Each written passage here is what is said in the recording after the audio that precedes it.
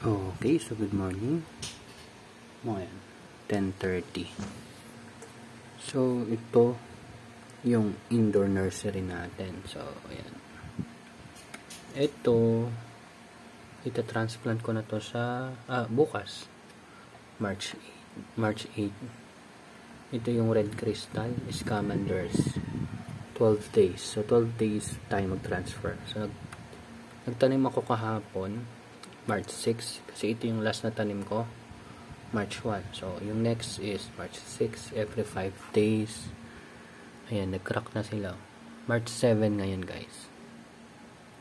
Ayan. So, indoor. Tapos ito, nagtanim tayo. Yung buto na na-collect natin dati sa lemon basil.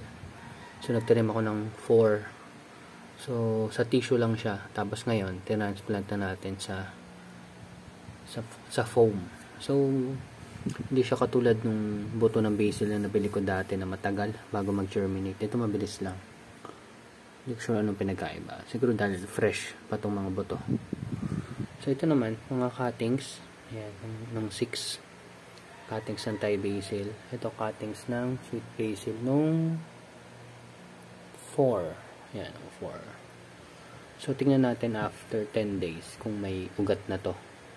Titingnan din natin kung may maraming madideds, mamamatay. So, yan.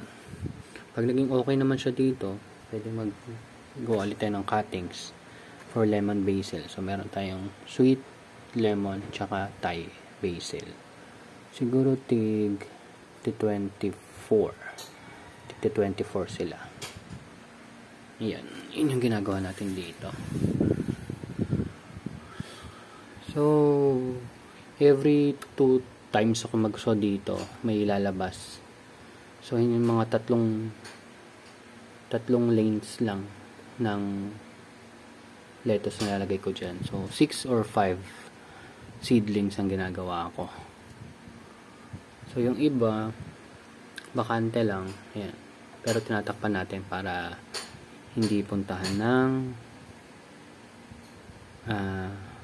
lamok. Yan. So, meron din tayong electric fan. May electric fan din.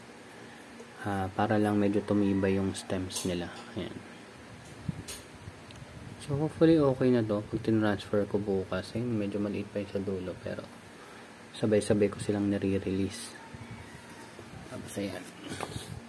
So, ito naman, siguro, itong bagong tanim natin kahapon. Mamayang gabi. Gabi or hapon kasi ako nagtanim nun. So, mayang gabi. Medyo labas na yung ugat niyan. Pero yan, meron na ugat. Yan. So, sa foam lang tayo direct. Ito pala, full nutrients agad na to.